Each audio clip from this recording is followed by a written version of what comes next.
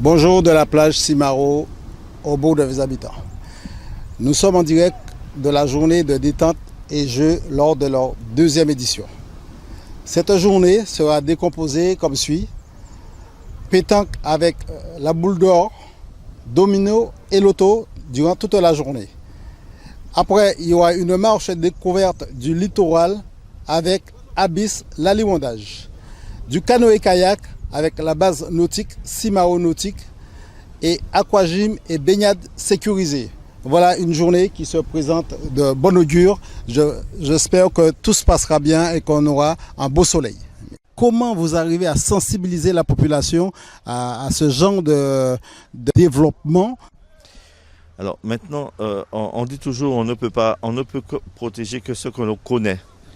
Et c'est dans ce sens qu'on va organiser par exemple des marches de découverte où on va inviter la population à venir sur le littoral, à découvrir la biodiversité du littoral, mais aussi à comprendre le rôle que joue la végétation du littoral pour l'ensemble de la communauté.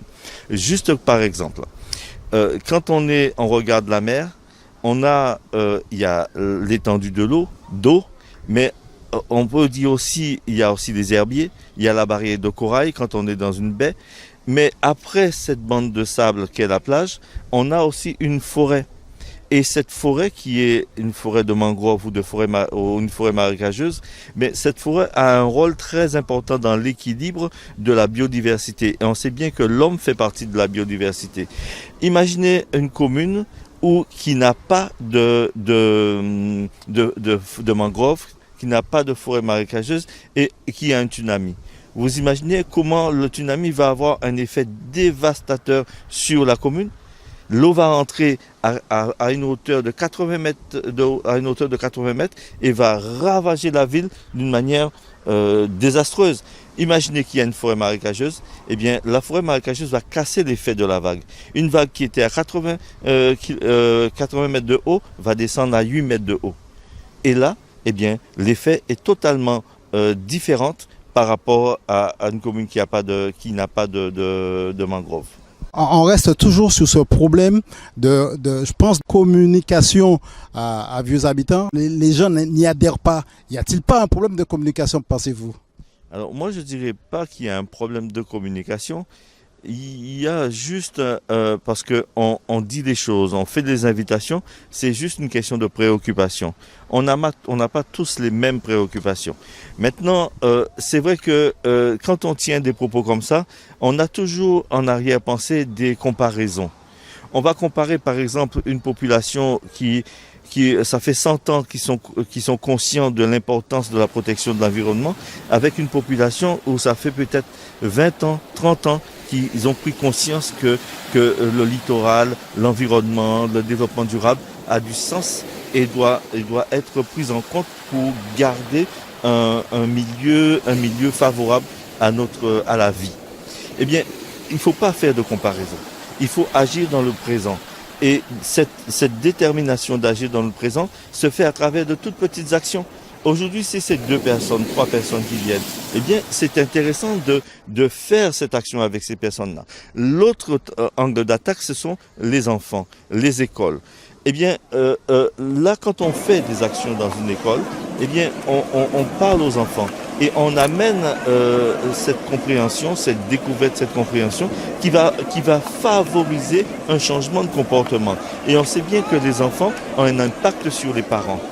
Et ce comportement que l'enfant va générer, eh bien, va agir sur ses parents. Et moi, je dis toujours aux enfants que si tu vois un adulte jeter un mégot par terre, ne lui dis pas sale con, ne jette pas ton mégot par terre, mais allez, tirez-lui le manche en lui disant « Monsieur, vous avez fait tomber quelque chose par terre ».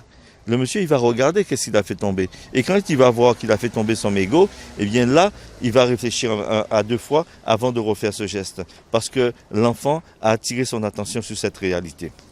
Merci beaucoup. Monsieur Turenne Nicolas, bonjour. Bonjour. Pouvez-vous nous présenter l'historique de l'association Boule d'Or?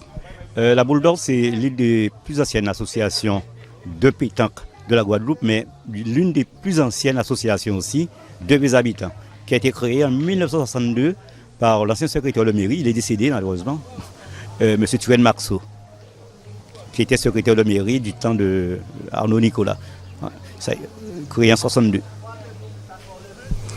Nous revenons sur la journée de détente et de jeu. Que pouvez-vous nous dire et qu'attendez-vous de cette association, ce mélange associatif avec les événements d'aujourd'hui? Donc, faute de terrain, parce qu'il faut savoir que la Boule d'Or, nous avons un problème de boulodrome. Donc, dans l'environnement de la Boule d'Or, qui se trouve au bord de la mer des habitants, il y a toujours des échanges intergénérationnels avec les anciens qui se trouvent à côté de l'aire où on pratique, où ça joue à la belote, où ça joue au domino, où aussi il y a le Sénat. Ceci dit qu'on se retrouve pour commenter les actualités du jour et de la semaine. Donc parallèlement, nous avons à la Boule d'Or créé une journée de détente et d'animation autour de l'ensemble de ces activités.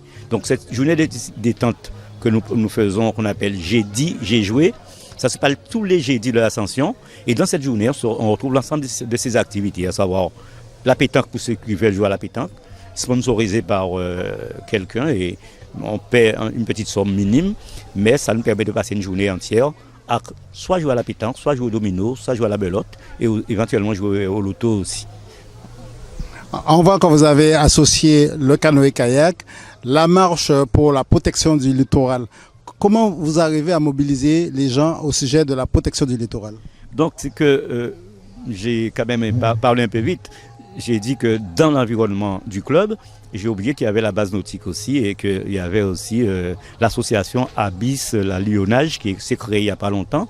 Donc, fort de ses partenaires, nous avons fait un tout et il y a la manifestation, il y a aussi une journée porte ouverte où les personnes qui viennent jouer à la pétanque ou à la belote, qui sont accompagnés par leurs enfants, peuvent s'abandonner, les enfants peuvent faire du canoë-kayak.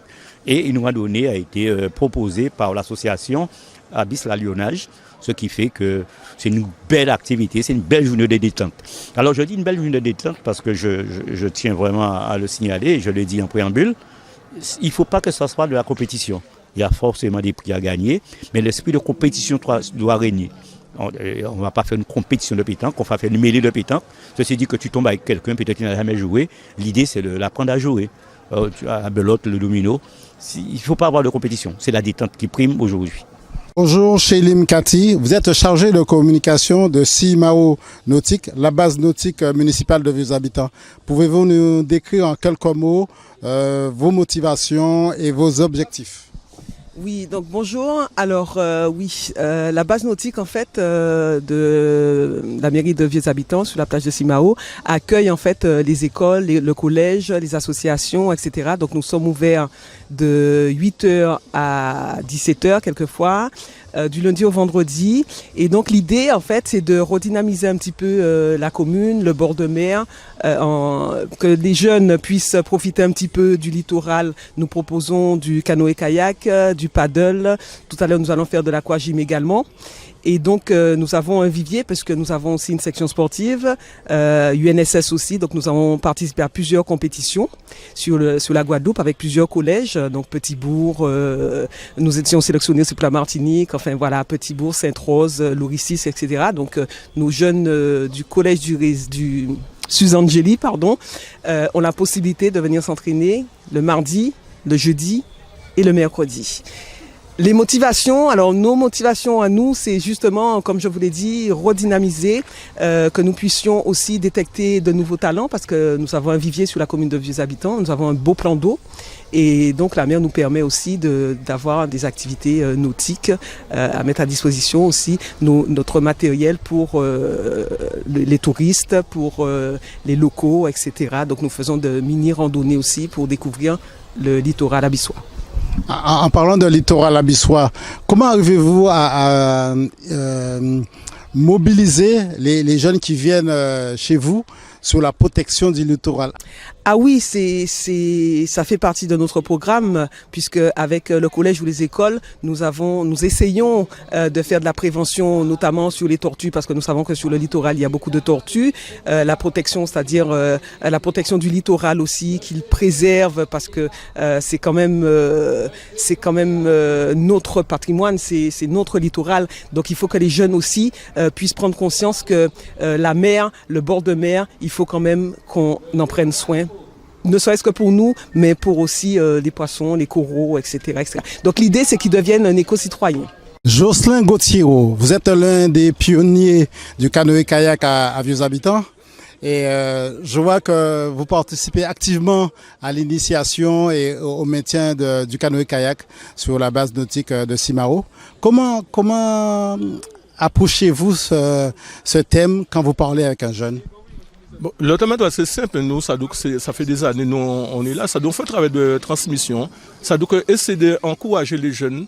Ça doit il y a des activités autour de l'eau. Ça doit quand on parle de l'eau, ça doit que ces jeunes, ils ont peur. Ça doit on parle de l'appréhension.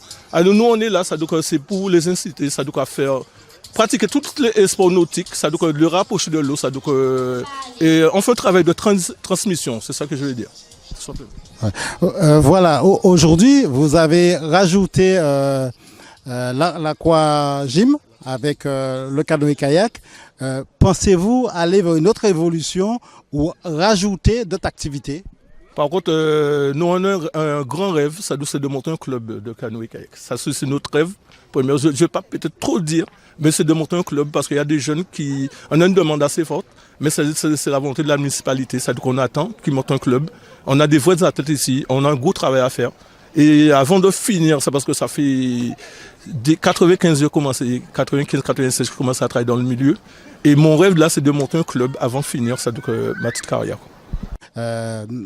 Comment vous arrivez, vous, à motiver les jeunes qui se présentent ici ou les adultes aussi à la préservation de ce littoral qui nous est si cher?